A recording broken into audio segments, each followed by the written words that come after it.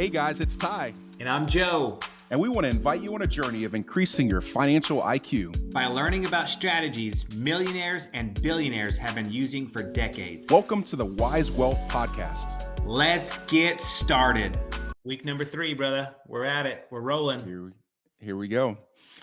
We're kind of like a freight train. We're just building up steam. We've got some amazing content that's lined up, and I'm really excited about this week's topic. It's an interesting one that probably people never thought of.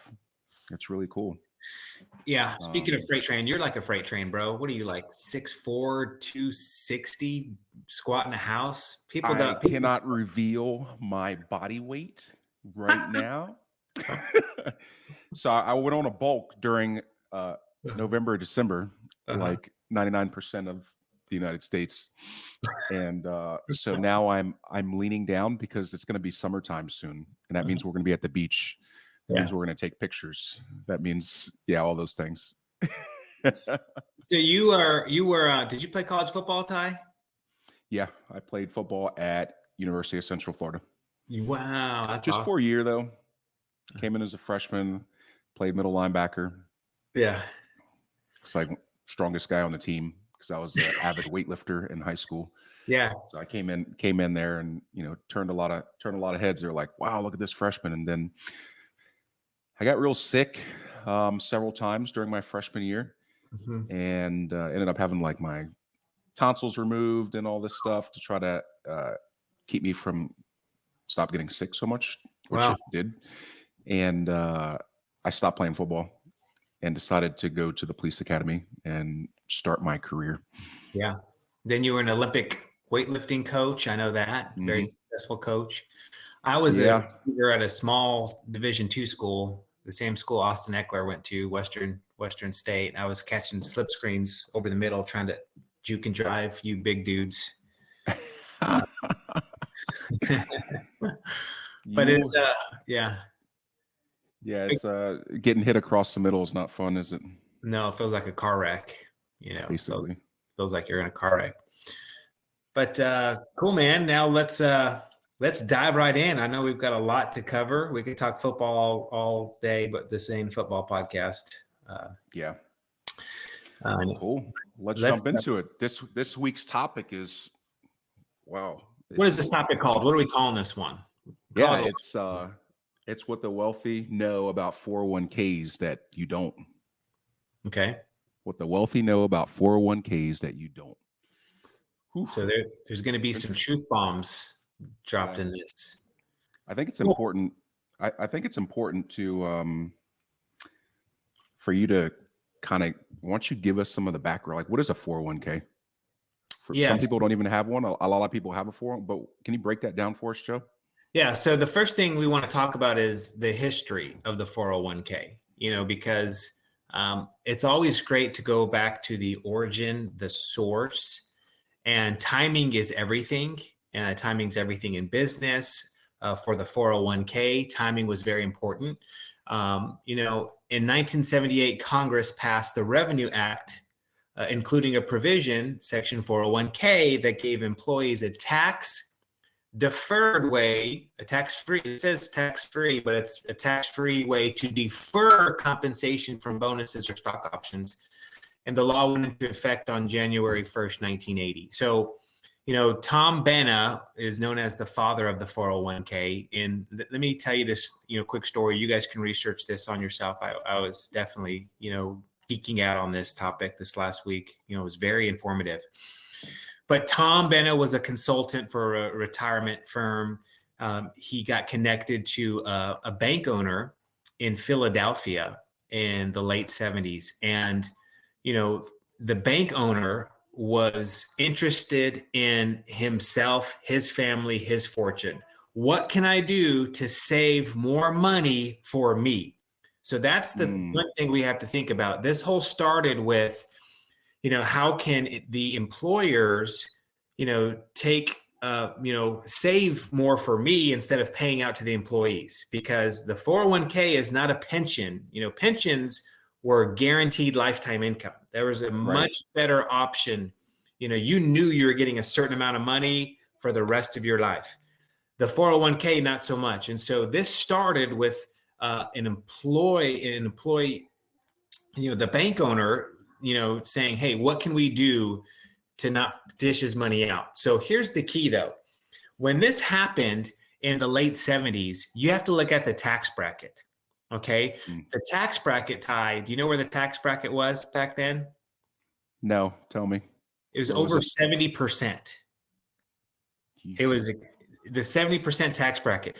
So when you were going to, an employee and saying, hey, listen, you can, contribute to this 401k and you can have this money tax deferred, they knew something. They knew that the tax rates were going down.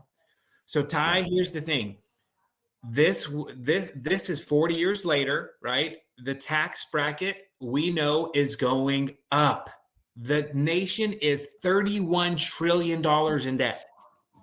Doesn't matter if you're red or you're blue, what president's going to be in office. Every single term, the tax rate or the taxes, the national debt goes up and up and up and up and up.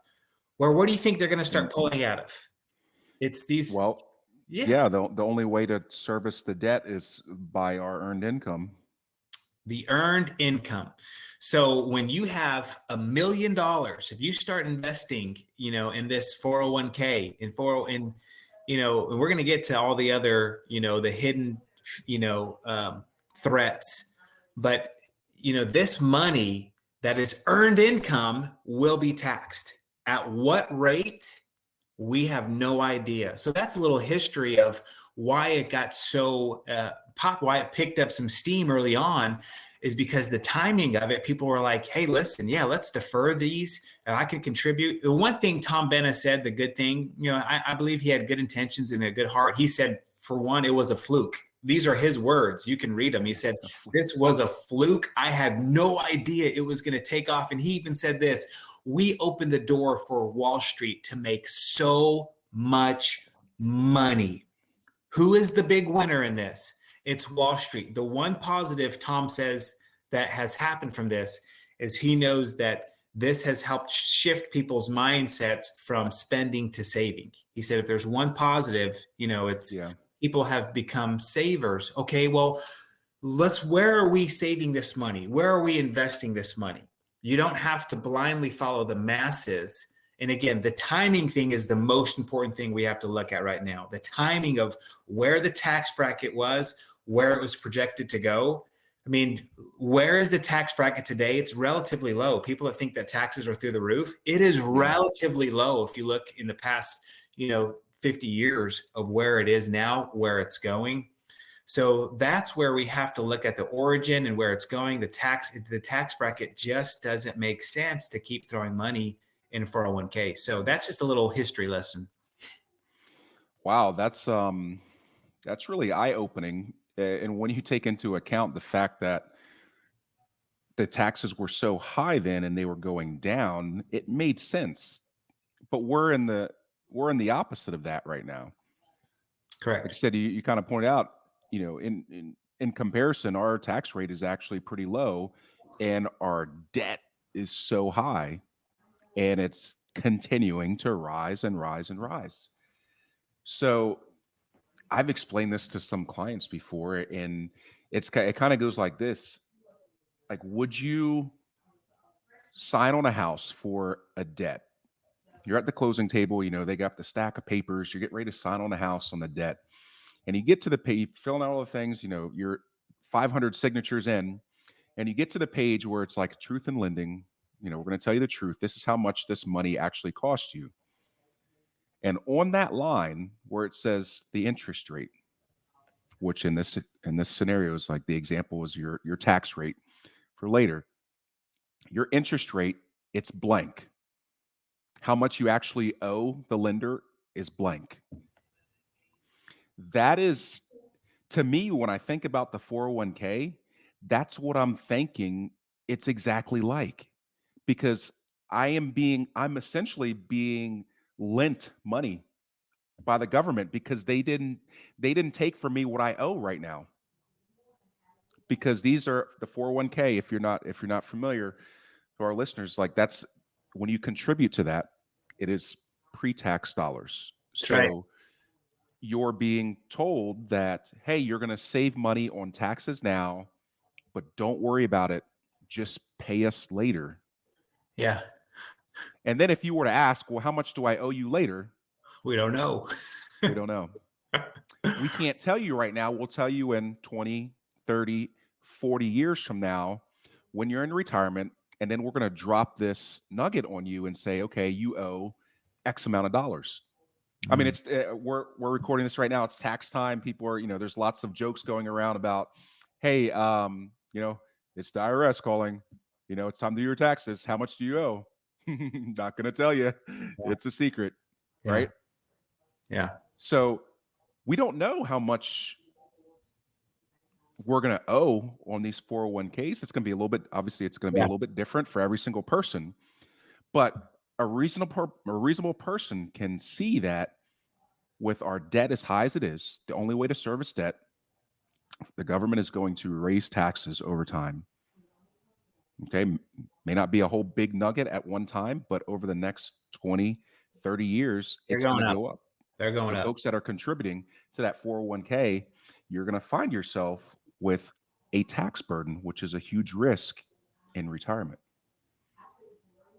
And for people that are listening, Joe, I want to make it very clear. And we're talking about 401ks, but it's this applies to the 403b, 457, anything that you're putting in as pre-tax dollars. You have this risk that's associated with it that you can't plan. You can't plan for if you're participating in this 401k in that fashion, because you don't know what it's going to look like in the future. And if you don't have a systematic savings set up and you're putting funds like this into a retirement account, this is not a retirement account for you. It's literally a trap account. And I'll explain why I call it a trap account, because you're putting those funds into this 401k. And then when life happens, you don't have the liquidity available to you to weather the storms of life.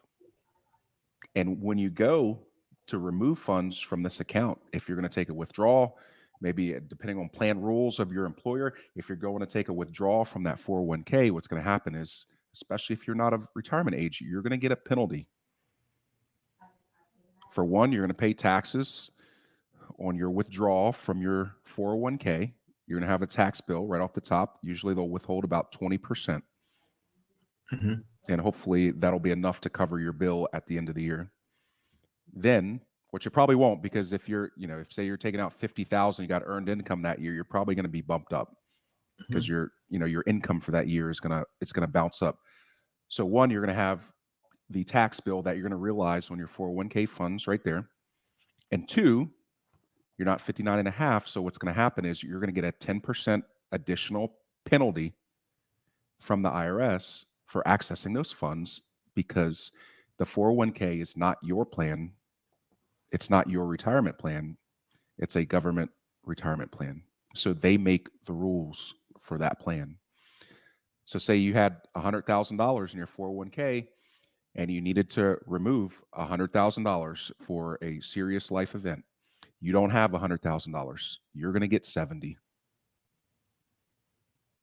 You're going to lose $30,000. It will never hit your bank account because you're the sponsor of that or the servicer of that 401k is going to take that 30% right off the top. And that's going to hurt. I've seen it happen. I've seen it happen to clients already that didn't know this information. And when life happened, and life will happen. It's painful to see, because that's 30,000. For some people, that's a whole salary of a year, Joe. That's an entire salary for a whole year of, that they have accumulated in growth and contributions, and it's gone just like that to fees. So that's why I call it a trap account. So we're definitely talking about retirement today, but if you don't have systematic savings in place yet, and the way you do that most efficiently is with an infinite banking policy, but you got to get that in place before you start dumping a bunch of your paycheck into a retirement account. Let's look at the facts. You and I are all about the facts on here. The baby boomers were the first ones to have the 401Ks, so do you know the amount that they, after whole career in savings 401k, what they're left with, the average? No. What is it? $60,000 to live off for the rest of their lives. What do you mean? Say that again, Joe. I'm confused. So, the baby boomers, if the first 401k got installed and running around 1980, 1981, after a whole career of, investing in the 401k, the average of what someone was left with is $60,000 to live off for the rest of their retirement lives. How far do you think $60,000 is going to last someone? Today? Yes. 10 months? Yeah, it's not going to last. If you're in a state that doesn't have income tax. Yeah. If you're in a high cost state, you're not going to be able to live. So this, obviously, I'm talking about the average middle class family. This is not working. That's why Tom Bena said this was a fluke. This all happened because employees got too expensive. Working with one bank owner where he was literally saying, these employees are too expensive. It was never for the benefit of the average American middle class blue collar family. It wasn't for that family. So you got to look, $60,000. Is that going to be, and you may say, well, I'm not average. Well, but this is the average 55 to 65-year-old retiring that's invested in a 401k. Since they started, it's around 60 grand. So just wanted to throw that number out there. But we wanted to give hope to people. Like we're doing this because we want to be truth tellers. We want to let you guys know that, hey, we don't have to blindly follow the masses. I believe that there are two kinds of people right now. One, people that, who just want to be told what to do, right? Like, hey, if you're doing it, you're offering it, like I'm doing it, right? But I don't want to be that person in anything, in my health, in my finances, right? In my faith, in my relationships, in my personal growth and development. I want to, and that's how I want to teach my kids too, not what to think, but how to think. That's why I love Andy Andrews when he talks about the noticer but there's people that just want to be told what to do, Ty. And then there are people who want to be proactive and learn. This is all about education. And again, Ty and I aren't advising anyone to do anything. Legally, we're not, allowed to do that. We're not doing that. We just want to let you guys know the facts and the truth about the 401k, and then other options. Joe, there's like two other things that I think we should point out with the 401k. I mean, there's more. Obviously, we could do a whole series on this. I'm sure we'll talk about it again in the future. But what a lot of people don't understand is it's just like standard math when it comes down to what happens when there is a pullback of the market or a recession. We, for all intents and purposes, we believe that we're, in the recession or right at the beginning of a recession that's going to occur here in, the beginning of coming out of 22, the beginning of 23. And I just, when you think about the simple math problem, like you got $100 mm-hmm. and you lose 50%. Mm-hmm. You're like, oh no, I lost half of my retirement account. Got 50. You got $50. Mm-hmm. But normal advisors, money managers, what they typically say is, hey, it's fine. It's no big deal. Just hold on tight, Mr. and Mrs. So-and-so. The market always comes back. Yeah. And if you look at history, that's true, right? The market does come back. Mm-hmm. At some point, it will. It'll come back 50%, guy. What if it comes back 50%? Man, that's a great year. So let's say the very next year it came back 50%. Whoa, 50%. And it's all high fives and handshakes. Great job, everything's fantastic. But slow down. How much money do you have? So you went down 50%. So you have 50. So you went up 50. Mm-hmm. The first time we asked this question, what does everyone say? You're at 100. I'm back to break even. It only took a year. Right. Let's get back to work, right, and get some growth in there. No, Not so let's slow fast. down. Let's do the math. You lost 50, so you have 50. So 50% of 50 is 25. Sure, at 70. So you had negative 25, even though the market shot up 50%. And that's what these money guys are preaching. You know, the average rates of return, the average rates of return. But you and I both know that if there's a possibility of a negative year, what's that called, Ty? Tell us, Joe. It's the actual rate of return. There's a big difference. It's not the average. Oh, it's not the average return. I thought the stock market got 10% every year. Yeah. So when you have the possibility of having a negative year, you have to throw all the averages out the window. So the next time all of our listeners are meeting with your money guy, you know, you let them, next time they bring up average, you say, stop, pause. If this is average, you know, our clients tell us this all the time. How come we're hearing all these numbers yet we're not making any money, and in fact we're losing money? Because the money guys need to start understanding. Stop saying average. What is the actual rates of return? And all these 401K's that are saying, hey, you know, they're the average rates, just keep your money in. This is the one thing that I'm not a fan of when it comes to the money guys is when they're saying keep your money in. There's no accountability because you and I saw accounts lose 25 over 25% of their life retirement savings this last year. Just last year. And all of and our clients came to us, and what did they say? All of their money guys just said, just ride it out. Well, there's something not right with that, Ty, when they're saying just ride it out and they're getting paid on your money and you're losing 20%. There's no accountability. So they get paid regardless? Regardless. There's no accountability. So that's the other, yeah. That's something else, isn't it? So they didn't protect the money. And that's rule number one, right? Is rule number one when you're investing is don't lose your capital. Never lose. That's rule number one. Number one of wealth building. So there's two clients I have right off the top of my head so far. There's two clients. These were retirees. One in his late 60s. He's 2 years into retirement. It was last year. So a year into the retirement. And then another retiree. She was in her 70s, mid 70s, and she had been retired for 2 years. This is painful to talk about because I know how much they lost. Wow. They're in retirement. They're in the middle of retirement. One of them was paying a 2% fee to her money person to remain unnamed, big company, 2% fee. And the other one, another very large company, also paying a fee. His was a little bit less. It was about 1%. They were told, Mr. So-and-so, Mrs. So-and-so, don't worry, the market will come back. They are in retirement, Joe. Wow. They are not bringing any more money into that account.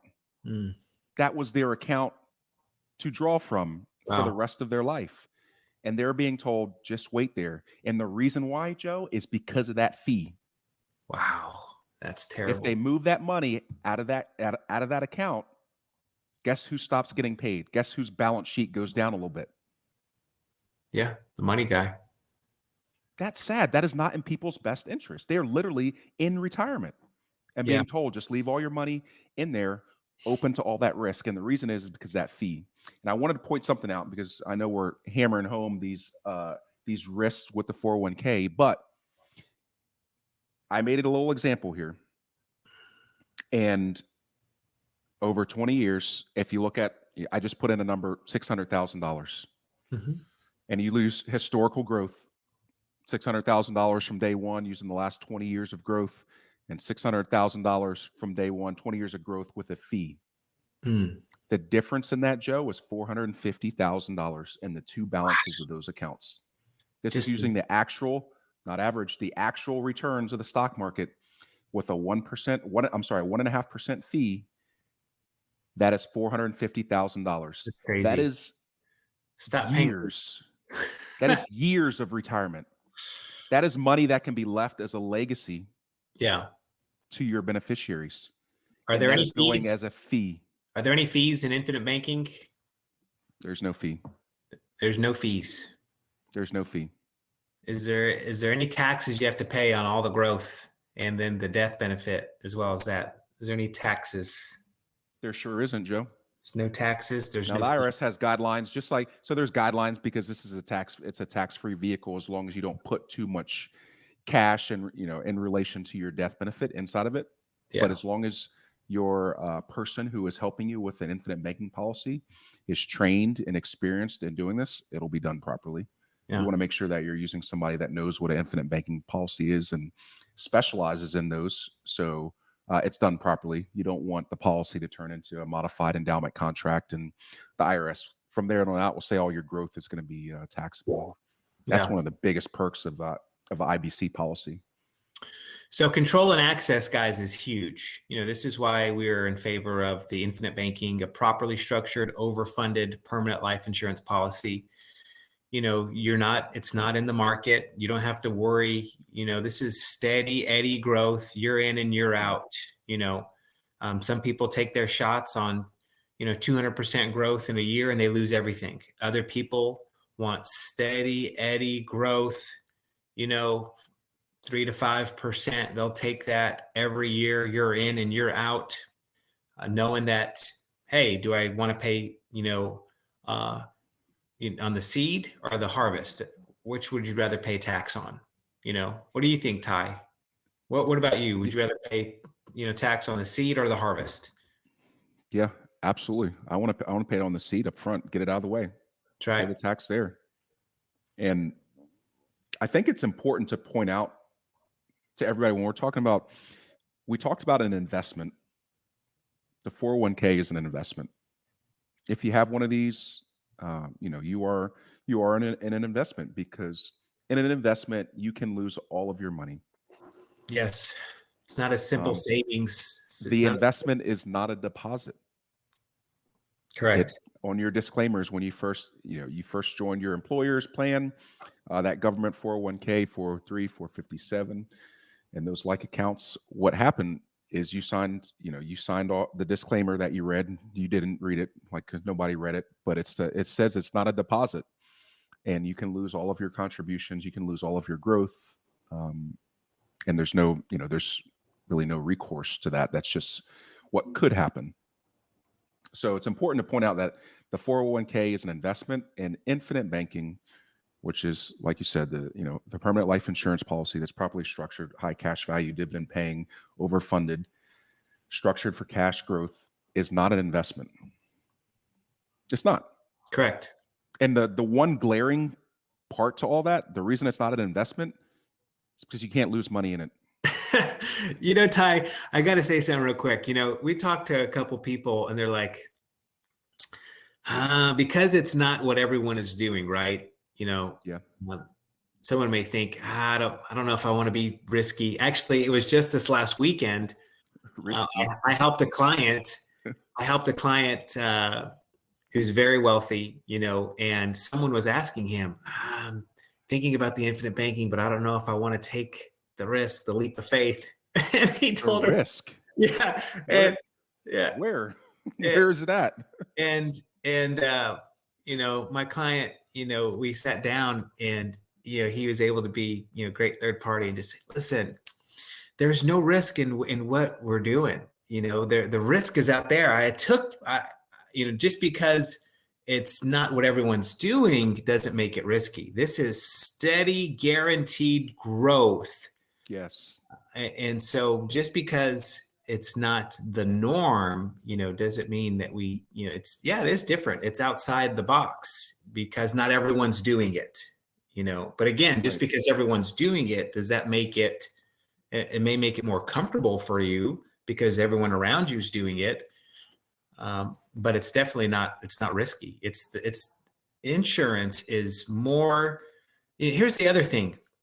Did you know, because you and I both know the Dodd-Frank Act, banks are no longer required, they can take your deposits.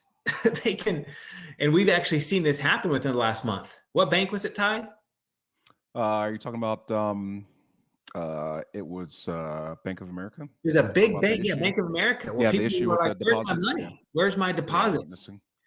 Your money is safer in an insurance policy because every state in America, for them to be running, they have to be insured, and every dollar that goes through has to be insured by the state. Unlike a bank, those dollars, the state had, nothing to do with it. But every single policy in all 50 states, you guys can look this up, is guaranteed by that state. That's powerful. That is powerful. That is very powerful. In a way, I mean, just to hammer that home, Joe, that the way these A-rated top carriers, that's who we only work with those A-rated top carriers. They run their business extremely efficient. When I saw like actual numbers on how much capital they have compared to debt, I was like, whew, man, it's almost like, when you're signing you're qualifying for a mortgage and you're like, you got to be under like 40% or 37.5% debt to income. They're in the teens, like they're way low, like the amount of liquid cash that just sits because they have to. Yeah. For one, they pay out huge claims. They provide insurance. They have to have liquidity to pay out, and they have to keep their ratings high. If they were to fall behind, that is going to drastically hurt their business. That's correct. Yep. So, with the infinite banking, like I guess let's just get real practical. Like somebody that wanted to retire, I actually have an example here. Yeah. Somebody that wanted to retire, I took some numbers and just kind of wrote down some highlights. Let me open this up again. But so remember the average going back to the 401k, remember it was 55, 65-year-old that, let's say, started out of college with debt and started saving. All they have is around $60,000. That's not going to cut it. 60,000. So like with the infinite banking policy, say you start as, you're 25, 35, even for this example that we'll give numbers here on shortly is like a 39-year-old female that's putting like 20% a year into this. Okay. But how would you use the policy? I think a lot of people are like, well, it's insurance. Like, how would I use that for retirement? That doesn't make any sense. So what happens is you can use the loan feature on your infinite banking policy to draw funds from to either provide retirement, depending on how much cash accumulation you've had in there, or to supplement whatever else you have going. So say you do have a 401k and you're like, I don't want to draw from that. And if you have the option to draw from tax-free buckets first, we'll do that. And this would be that case. So an infinite banking policy, it could be standalone, or it could be to supplement. So you can pull from that first, and that can provide you with retirement funds. So we're talking about 60 years old, 60, maybe 65, depending on when you wanted to retire to start drawing from this.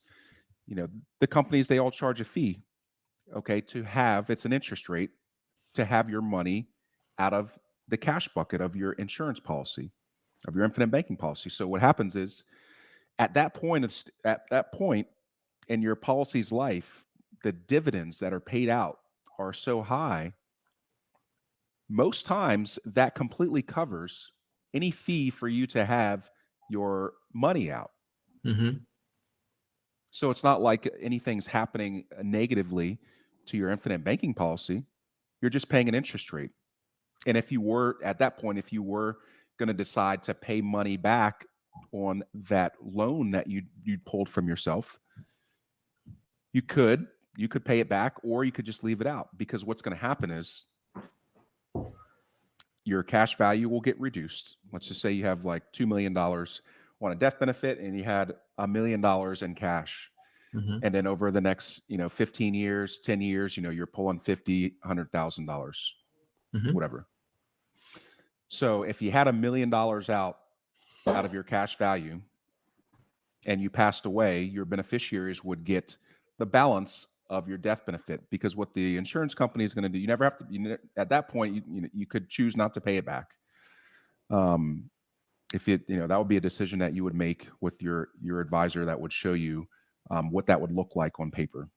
So that would be something strategic that you would do for your beneficiaries. You could not pay it back, and then they would get the balance of the 2 million, which would be 1 million if you had drawn out $1 million in cash. Yep. And remember, that 1 million that you drew out over those years, 10, 15 years, whatever, is tax-free, Joe. Powerful. Because you don't pay taxes on that cash value when you use that loan feature. It's powerful. So every dollar that you put in on your funding amounts or your contributions during the life of that loan, that's tax-free, and all the growth and all the dividends that the insurance company provided you are all tax-free. That's why this is a secret of the wealthy. And, people, at times think, oh, the wealthy, they get loopholes. No. It's just getting educated. And we know wealthy people right now, you know what they're trying to do? They're trying to funnel as much money as possible into tax-free buckets. How can I get as much money as possible into buckets legally? And that's a difference between a Roth IRA, because you're limited. I think the Roth just went up to $6,500 a year from $6,000 to $6,500, correct? Yeah, Joe, and that's fair. Obviously, we talked about it was $22,500 to do a 401k. Yeah. But why is the Roth why can I only pay my taxes up front and put it in a retirement account for $6,500? Because the government, Joe? Well, you know why? Because the government, they want their money. They want as much taxable money. That's why that's why the government and Wall Street are buddies and best friends. And Dave Ramsey says buy term and invest the rest, because he's partnered with all these companies, right, that pay him to be a part. And so, think about that, though. The tax-free buckets, there's only two places. One is the Roth IRA, and the other one is the infinite banking, the insurance. But you're limited. Matter of fact, we just helped a very wealthy physician who, do a policy, but he couldn't even do a Roth IRA. It makes too much money. Too much money. So this is extremely powerful. Then you don't have to be extremely wealthy to get started. Because would you rather have an account at, whether if it's just $10,000, would you rather have $10,000 in a tax-free bucket or $10,000 in a taxable bucket? And Joe, you made a really good point there. It's even when people, we've all heard it. The earlier you start investing, the earlier you start saving for retirement, and that vehicle, the easier it's going to be to hit that freedom number. That's right. So if you started when you were 20 and you put $10 away a paycheck, that's better than putting zero away. That's right. Because if you get to 40 years old, 50 years old, and then you look, one day you're like, well, I'm going to need to stop working someday. So you're 50 and now you're thinking, okay, I'm going to have to work until I'm 75. We see it happen all the time right now too. It happens all the time. We'll see it. And I think what's important is to understand what life expectancy is also. I was looking at some numbers, and in the 40s when they first started, looking at Social Security, and that was put into place, the whole, the Social Security plan. Yeah. That was a way to provide Americans with income for their last few years of life after working. What was the expectancy back then? The life expectancy at a max then 68 was between 64 and 68 years old. Yep. So that was their last years. That was the government giving them a little bit of money for their Yeah. last years of life. It was never intended to Never. take them from, life expectancy these days anywhere from 75 to 80. Obviously, Yeah. there's lots of components in there, but Yeah. we see very commonly people are living to 90, 95, and then, every once in a while we have a 100-year-old family member, which is awesome. Mm-hmm. And that number is continuing to get pushed down. So you can't rely on Social Security, Joe. No. That is not going to provide you with a freedom number. Literally, I looked at the average number for a Social Security check is $2,400. Yeah. That's There's the no way. average. So there's some that are much less than that. There's some that are higher. The average is $2,400. What can that do right now? Nothing. There's a great book that it's called The Power of Zero by David McKnight, and Yes, that's a how good to one. get to the 0% tax bracket and transform your retirement. So, the Social Security, that's not retirement. The 401k, even the father said this was a fluke, never intended it to Yeah. be $15 trillion. There's over $15 trillion in 401ks right now. But this book's a great book, and he breaks that down very clearly, just the wrong perceptions of retirement and what you guys can do about it. Anytime I believe he talks about IULs. Ty and I, we're not big fans of IULs because you can make it look one way, but 99% of the times those illustrate very well, but we're talking about guaranteed growth. That's why we focus on permanent life insurance policies. Anytime we offer a book there, you got to take the meat, spit out the bones. All right, Ty? Yeah. But that's a good one where he talks about Social Security, 401. It's really powerful what you said. Yeah. I guess with if you're still listening at this point, really the safest solution is for you to create your own retirement. Like, for one, you can create your own pension out of infinite banking. There's even other vehicles that you can get that we deal with on a very regular basis that provide you with guaranteed income, and it'll be a private pension. So it doesn't matter if that's not offered by your employer. You can actually create it yourself. Correct. And when I think about the 401Ks, the 403s, the 457s, I asked myself this question: what do you want to determine when you can retire? Do you want the stock market to determine that? Yeah. Do you want your employer to determine when you can retire? Do you want your health to determine when you can retire? Because we have solutions that can hedge against all three of those, and they do. Most of them lie in infinite banking. Yeah. I like this term so much, Joe, and I want to be the thermostat, not the thermometer. I don't want to be told, hey, the stock market's doing this. This is what you can do. This is when you can retire. This is when you can't. I want to be the thermostat so we can control that with some planning and some strategy. Yeah. It doesn't make a whole lot of sense to plan the government's retirement, because that's kind of like what the 401k is. Yeah. Yeah. Right? Yeah. We want to plan our own retirement. That's how you can solidify it, through guarantees, like you were just saying, Joe. We can have guarantees in place so without a doubt, 100% that you'll have X amount of dollars at retirement. Correct. So you can have a hard stop no matter what. The stock market could be negative $1 million, and you can be retiring on time as planned. Well, That's peace of mind, Joe.